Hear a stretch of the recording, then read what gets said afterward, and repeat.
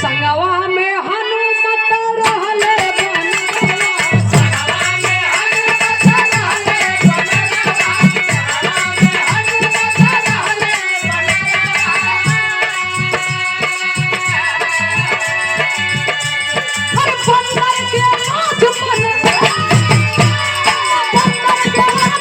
सबही के भाव डमरुआ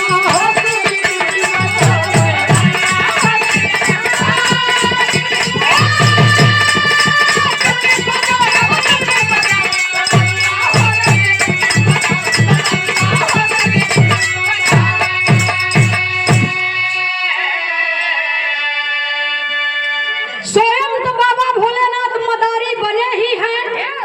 हनुमान जी के कहा एक छोटा सा बंदर बन जाता। चलो तनी तमाशा दिखावे के बाद और देखे के भी बाद हनुमान जी बाबूजी हनुमान जी के छोटा बंदर बनाई दिए और बंदर के लई के गले में एक बाबूजी बांध के वही डोरी पकड़े हैं। अब पकड़ के डमरू बजावत तो वही बंदर रूपी हनुमान के नचावत पहुँचे कहाँ अयोध्या नगर में। और जब अयोध्या नगर में पहुँचे तो जैसे आप लोग बिरहा सुनई बदे बैठा है ऐसे बनरे के नाच और मदारी के डमरू बाजा सुनई बदे देखे बदे चारों तरफ से लोग जुटे हैं। कहत कहाँ बाबूजी तर्ज की लाइन है। बिरहा जगत में ये धुन गाया गया। बक्सर जिला भोजपुर यारा के आगे पटना बतावा ड्राइवर बाबू किराया लेबा। एक दूसर की लाइन रही। बोनट ऊपर भीड़ बहुमी हुम्मा किराया का तू देबू।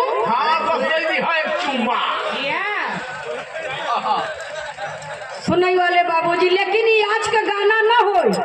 ये आज के कईयों बरिस पहले हमार मतारी बहन लोग एक गाँव का जब मई जून के लगन में बारात आवे और विवाह मंडप में दुल्ही दुल्हा बैठे तब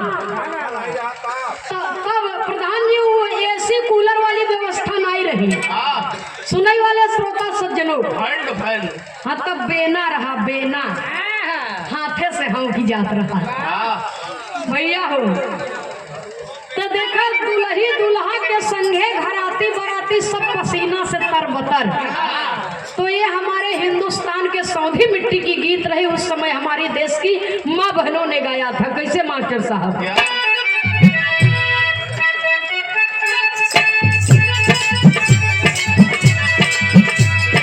सास बोले कड़ुई बोली सास बोले कड़ुई बोली सरहद बोले नरमी तनी हट के बैठा है दुल्हा दुल्हन के होले गरमी तनी हट के बैठा है। इधर तरज के लाइन में लेकिन विरहा में भाव है कहना है। मदारी रूपी बाबा भोलेनाथ सोचे था भीड़ कम दिखा सका और जोर जोर लागे डमरू बजावे डमरुआ बजा के कहत का है आवा भाई खेल देखिए आवा भाई खेल देखिए अच्छा खेल दिखाई भाई हर डमरू बजा बजा के ई बंदर आज न चल पई हर डमरू बजा बजा के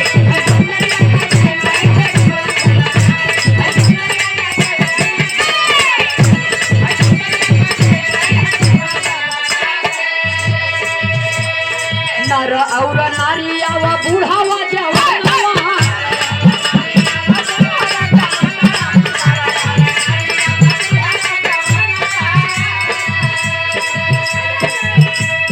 चावल दाल लेके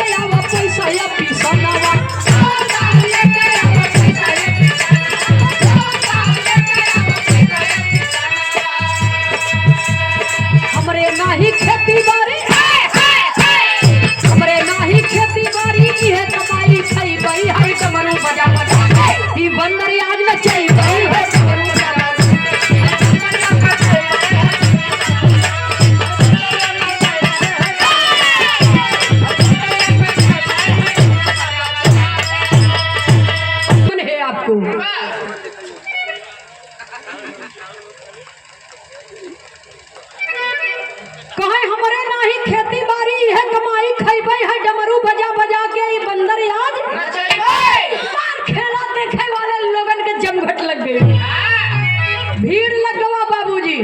लगा डमरू बजाई लगा या बंदर रूपी हनुमान लागे नाचे बाबूजी डमरू के ताल पर। डमरू के ताल पर जब नाचे लगे बाबूजी तो एक वही जगह पर घटना घटी। कैसे मास्टर साहब कहना है, मदारी डमरू जब बजाई सुन के मोहित भय रघुराई, बजाते डमरू भोला दनिया, अरे जाई के कहे मात से डमरू पर मन डोला, बजाते डमरू भोला दनिया। हर राम चारों भाई बाल लीला कर रहे हैं महाराज दशरथ जी के महल में। जब डमरू के आवाज प्रभु राम के कान में पहुंची तो माई कौशल्या से कहत है कि वह जो मदारी डमरू बजावता सब लोग हल्ला मचावत हैं, वह डमरू हमें दिया दे तू। माई कहत है देखा बेटवा क्यों को रोजी रोटी छोड़े के ना चाहिए, क्योंकि पेटे पर लात मारे के न चाहे, ये लिए कि मदारी सोझे चिल्लाए चिल्लाए के कहत बा कि हमारे नाही खेती बाड़ी इहे कमाई खइबे। अगर ओकर डमरू ले लेवा तो बेचारा कैसे कमाए का अपने मेहरारू लड़का के खियाए। लेकिन राजहट बाल हट तिरिया हट बहुत कठोर होता है। बाल हट कर लिए तब कभी को लिखना पड़ा। कैसे मास्टर साहब तर्ज की लाइन है,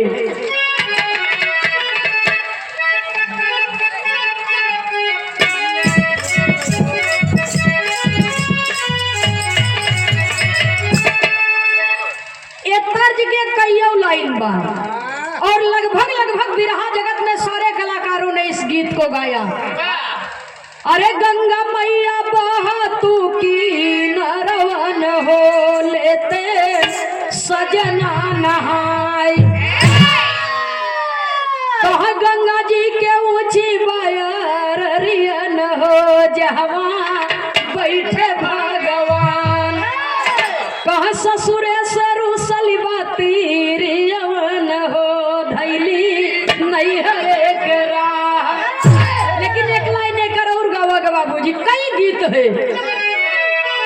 लागली बजरिया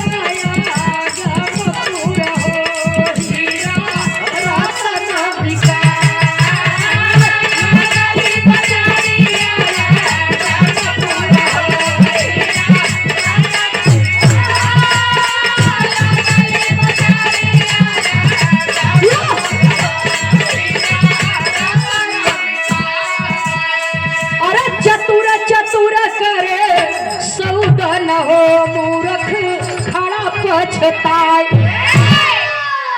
लेकिन बिरहा में कभी को लिखना पड़ा कैसे मास्टर साहब, अरे प्रभु बोले पाता से पायन हो सुना बतिया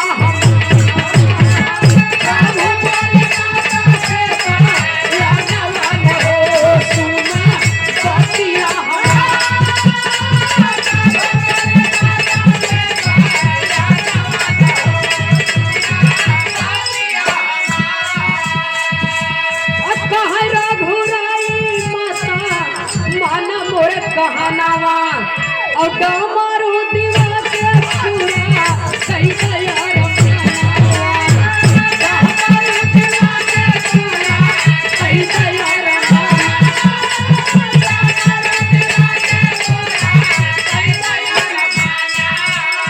अरे नहीं हम करब ना भोजन हो सुना बतिया हमारे। ए भैया हो लड़का चाहे राजा को हो चाहे प्रजा को हो, जब लड़कपन बा तो कोनो न कोनो चीज बदे जिद करबे करही। लेकिन यहाँ प्रभु बाल हट कर लिए, माई से कहे हमके डमरू चाहे त अब लड़का के जिद पूरा करे बदे माई दूसर कुछ दे के दूसर खिलौना दे के फुसिलावत है। हाँ मान जा कहीं अगर वो डमरू हमके न मिले न हम भोजन करब, न हम दूध पियब, न हम खीर खाब, न हम केहू से बोलबे करब, न सुतब न मुतब।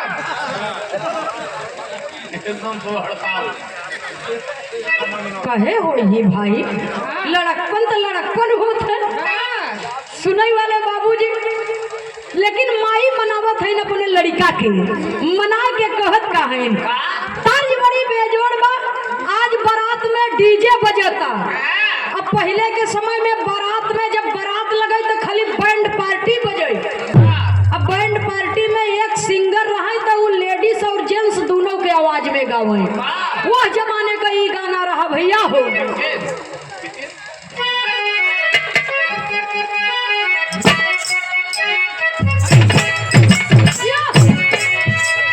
ले जाएंगे दिल वाले दुल्हनिया ले जाएंगे,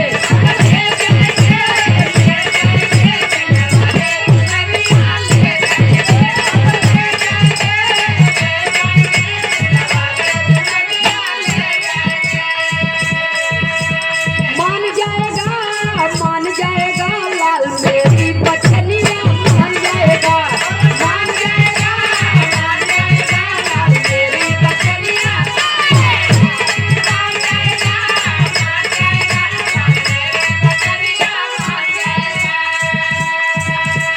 खई हो नहीं लाल फिर क्या करोगे, खई हो नहीं लाल फिर क्या करोगे, खई हो नहीं लाल फिर क्या करोगे।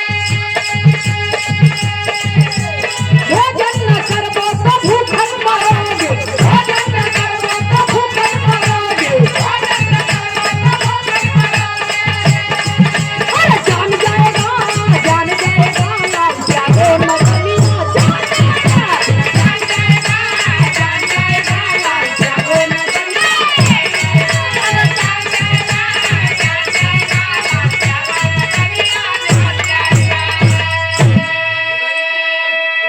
का भैया लड़का माने के नाम नहीं लेता, लेब तो वही डमरू लेब नहीं, दूसर खिलौना ना चाहिए।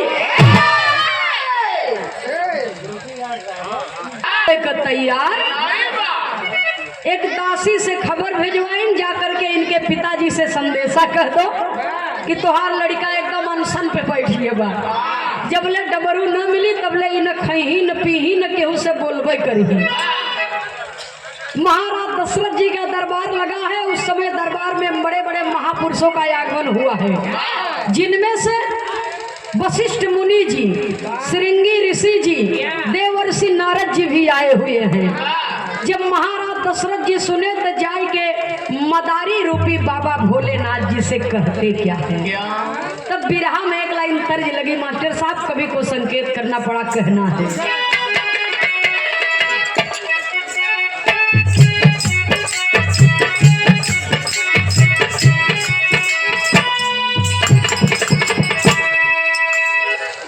अरे मथुरा नगरिया में भरली बहिरिया हो, मथुरा नगरिया में भरली बहिरिया हो, राधा तो डरिया हो, माया हो। मथुरा नगरिया में भरली बहिरिया हो, राधा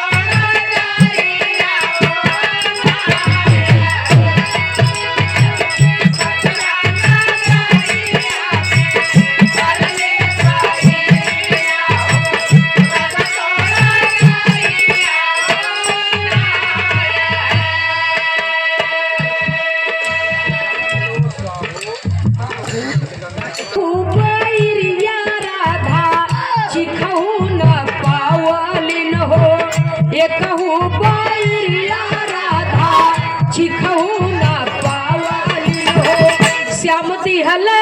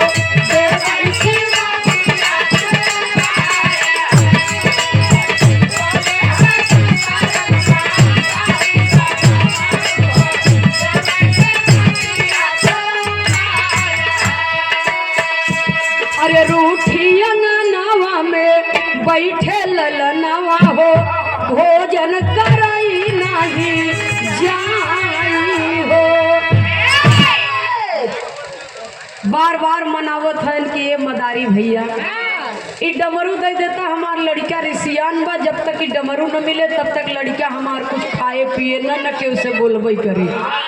विनती करत है मदारी रूपी बाबा भोलेनाथ कहाँ उनकर बाल लीला का हम देख आए, दिन भरे का मेहनत हमार व्यर्थ जाए चाहता। हाँ मन में सोचत है कि दिन भरे का मेहनत हमार व्यर्थ जाए चाहता, महल में डमरू बजाए के मंगाई के बजाई ही तो हम कैसे देख बहरे आवे चाहे उनके, लेकिन इधर महल में मंगावे चाहत हन पूरा का पूरा खानदान आई है बात। अपने मन ही मन में सोच रहे हैं और गुस्सियात हैं। महाराज दशरथ जी कहत हैं कि देखा भैया ई डमरू दे दे एकरे बदले जवन चाहत तवन कीमत ले ले। तब गुस्सा के मारे करते क्या है बाबूजी, शिव जी किए जरा न खटका, डमरू यवनी पर तक पटका, अरे झटका लगा मही के तुरंत पाचठी होला, बजाते डमरू भोला दनिया। मारे गुस्सा में वह उठाए डमरू गाए फेंक दिहन, उठा के फेंक दिहन बाबूजी। अब बाबा भोलेनाथ के माया एक डमरू से 5 डमरू हो गए। बच्चा दे दे वो समय रही हो तो हम पूछी जरूर, नहीं यह समय हो अगर हम मिल जाइए तो हम पूछ ले भाई। जब पटकन तुम्हें डमरू सूरदास ये देखे रहा होंगी भैया हो, जब एक डमरू से 5 डमरू हो गया तो भगवान की माया है बाबूजी, कतो कुछ कह सकत थी, उनके रोकई वाला के बा। कहन ला मार बेटवा भूखान पे डमरू चाहे डमरू चाहे ले जा एक बजाओ उनका मायो बजाओ ले जा दे। नारद जी सोचे थे कि पहले हम ही ले जा, उठाए के दे दे बजाए ले जाइए प्रभु हमारे ऊपर खुशी हो जाए। तो जैसे डमरू में हाथ लगाए तब होत का बा बिरहा के अंतिम निष्कर्ष और आखिरी तर्ज।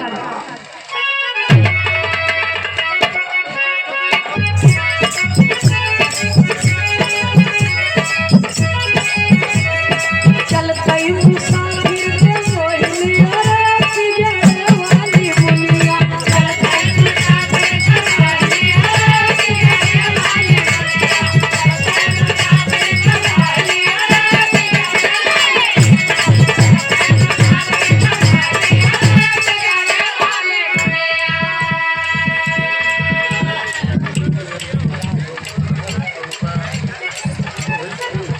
अच्छा श्रीमान सुरेंद्र मास्टर साहब आपकी ओर से सादर 100 रुपया और श्रीमान बुधई सोनकर जी सादर 101 रुपया। एक गीत के भाव पर बहुत बहुत दोनों महान भावों को सादर नमन है। श्रीमान मंजू यादव जी माननीय चाचा जी की ओर से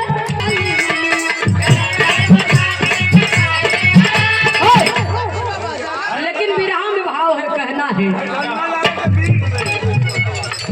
धनुआ नार वीर बाबा बैतरा वीर बाबा मंदिर की ओर से सादर 51 रुपया बहुत बहुत बाबा के श्री चरणों में सादर नमन है।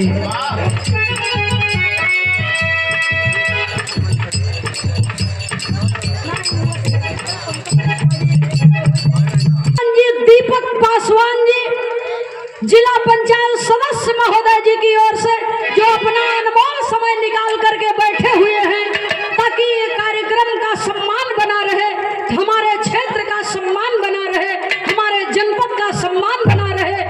आप परम आदरणीय माननीय श्री दीपक पासवान जी के कर कमलों द्वारा सुंदर पुष्पहार सादर 1100 रुपया दे करके सम्मान किया गया। बहुत बहुत आपके श्री चरणों में सादर नमन। दत्ता वीर बाबा के जय जयकार करते हुए एक बार जोरदार तालियों से हमारे महान भावों का आप लोग सम्मान करेंगे। बहुत बहुत सादर नमन है। नारद जी हाथ लगाए दिए हो कनेक्टा के दुल्हनिया,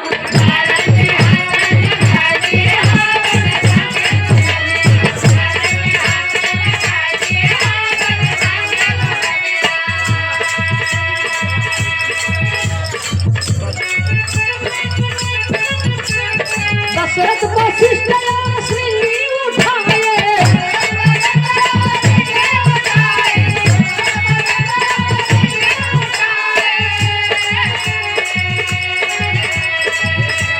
छूटई नारी तन पाई गए हो बने बाके दुल्हनिया। नारद जी सोचत हन ले चली हम है डमरुआ दे दे बजाई ले आ जैसे डमरू में हाथ लगाए बाबा भोलेनाथ अपन करिश्मा कर दिए, माया दिखाई दिए, नर से नारी हो गए। नर से नारी हो गए, जब ये औरत हो गए तब लागे न जाए कि हम कैसे हो गए। दशरथ वशिष्ठ और श्रृंगी उठाए छूते नारी तन पाई गए हो।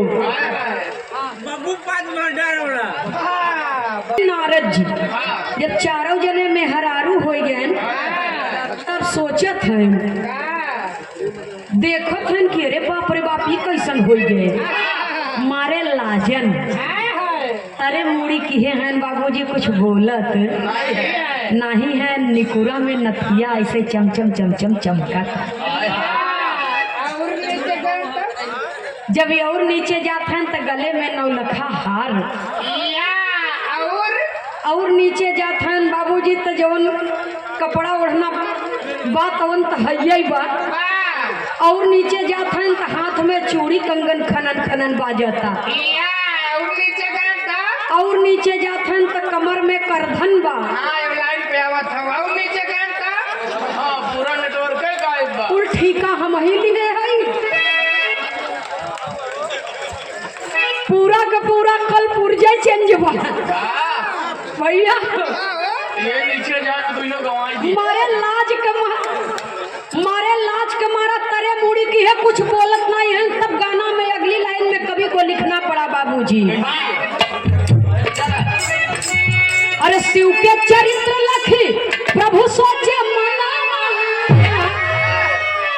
डमरू उठाकर बजाए दिए हो बने बाके दुल्हनिया। अब बोले शिव डमरू बजाई वो मनवा, अकर क्रोध प्रभु जी बहाए दिए हो बने बाके दुल्हनिया। सुनई वाले बाबूजी जब प्रभु राम देखत रह गए कि तो तमाशा दिखाओ तो मदारी सच्चों में मदारी बा। बताओ मर्द से औरत बना देता तो पता नहीं कौन कौन काया पलट दे। अब हम ही चली अपन भैंसा ले ले भगेन भैया वे पहुंचन जब डमरू उठा के लागन बजावे मगन हो गए। काफी समय बीत गया, बाबा भोलेनाथ कहाँ अब देवा जाप घरे में हरारू लड़का जो हो तो ही की बजौते रहबा तोहार के। मारे गुस्सा में प्रभु राम भी उठा करके डमरू जमीन पर पटक दिए। तो जब दो शक्तियों का मेल होता है तो अनोखा खेल होता है। एक बेरी बाबा भोलेनाथ डमरू फेंके रहे तो 5 ठी भर, दोबारा राम फेंके तब 5 ठी हो गए। कहन ले कब्बे के खौहा था द जाई लैला जवन तोहार असली हो यही के लैला लेके जा। और जैसे डमरू में हाथ लगाए तो हुआ क्या, कवि को लिखना पड़ा गाने के अंतिम लाइन में कैसे मास्टर साहब। समय इस धरती को नमन करती हूँ, नहीं तो जहाँ जा तो उलूल जुलूल फरमाइश लोग अक्सर करते हैं कार्यक्रम में, लेकिन आपने फरमाइश किया गीत के, ठीक है आपकी गीत पूरी हो गई। ये हमारे पूर्वजों की धरोहर है। ककहरा बंद उठावत बने शिवलू गैया,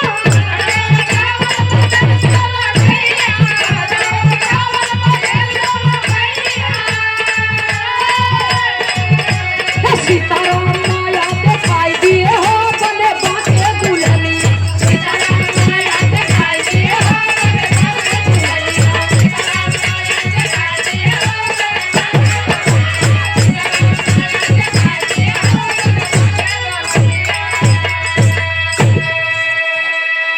मैंने पहले ही कहा कि जब दो शक्तियों का मेल होता है तो अनोखा खेल होता है। सुनने वाले श्रोता सज्जनों, जब ई डमरू उठान बाबा भोलेनाथ तो जवन दशा उनकर चारों जने के उभय दशा नहू के होई गए। जब ये भी पुरुष से स्त्री हो गए, कहा अब सारा खेल खत्म। प्रभु राम ने कहा कि कस, भगवान भोलेनाथ कहा अब का, अब बस काम खत्म बा, आपके दर्शन हो गए, प्रभु दर्शन दी है, लेकिन अब हम ई रूप में दर्शन कैसे देव अपने परिवार के। वही विद्वानों के द्वारा बाबूजी ओम नमः शिवाय का जाप कराया गया और सरयू नदी तीर में जा करके स्नान किए और दोनों जने अपन अपन माया समेट लिए। जब अपनी अपनी माया समेट लिए बाबूजी, तब वो चारों जने अपने असली रूप में आए और प्रभु राम भी अपनी माया समेट लिए, स्वयं हरि नारायण। तो बाबा भोलेनाथ भी अपने असली रूप में आए। तो जौने जगह पर स्नान करावा गया वो राम घाट के नाम से जाना जाने लगा। और जैसे लोग आते हैं काशी, प्रयाग, हरिद्वार, उज्जैन, नासिक जाते हैं दर्शन करने के लिए, जब अयोध्या में जाते हैं तो सरयू नदी जब नहा ले ही, हाँ, तो कहीं अब हमार तरन तार हुई हुआ। तो सुनने वाले श्रोता सज्जनों, आस्था में बड़ी शक्ति है, भक्ति में बड़ी शक्ति होती है, फिर वो चाहे प्रभु के प्रति हो चाहे समाज के प्रति हो। सुनने वाले श्रोता सज्जनों, कहाँ अभी जो नौठी बची के डमरू नकली एकर का करी, बाबा भोलेनाथ कहाँ एकर का करबा। अब हम तो मदारी के रूप धारण करके आए रहे, लेकिन जे हमार रूप धारण करे वो करे एक काम में आए आने वाले कलयुग में। आज तो मोबाइल घरे घरे हो गए, घरे घरे के तो बातें छोड़ा, घरे में जैठे परानी है बगैर मोबाइल के काम चले वाला नहीं बा बाबूजी। तो सारा खेल सारा सब कुछ उस मोबाइल से आप देख सकते हैं। लेकिन आज के थोड़े दिन के पहले, ज्यादा समय नहीं बीता बा, गांव में कस्बा में बाबूजी मदारी आवे, डमरू बजावे और बंदर बंदरिया संघे लेहे रहे। कभों कभों आवत थी, लेकिन अब तो बहुत कम हो गया, कभों कभों वाला हो गया। तो वो एक मनोरंजन का साधन हुआ करता था, उससे उस मदारी की रोजी रोटी भी चलती थी। सुनने वाले श्रोता सज्जनों, तयावे बंदर बंदरिया लेहे रहे और बनरा के डंडा देखावे, ससुरारी जावे तो मेहरारू के लई के उबे के बिना मेहरारू के लई के उबे तो ठीक बा, न लई के उबे तो डंडा से मार पड़े। सुनने वाले श्रोता सज्जनों, तो प्रभु की माया कहीं धूप कहीं छाया, ये मालिक का खेल है, परमात्मा की बनाई हुई दुनिया है।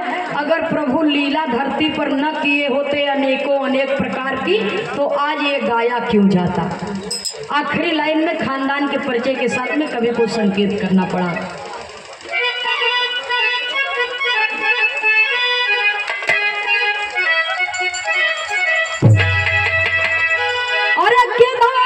शंकर भजरा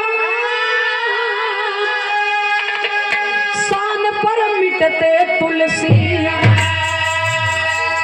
अरे राम बजाते डमरू भोला दनिया, ए बाबू बजाते डमरू भोला दनिया। कह गए शोभनाथ अरे चला घास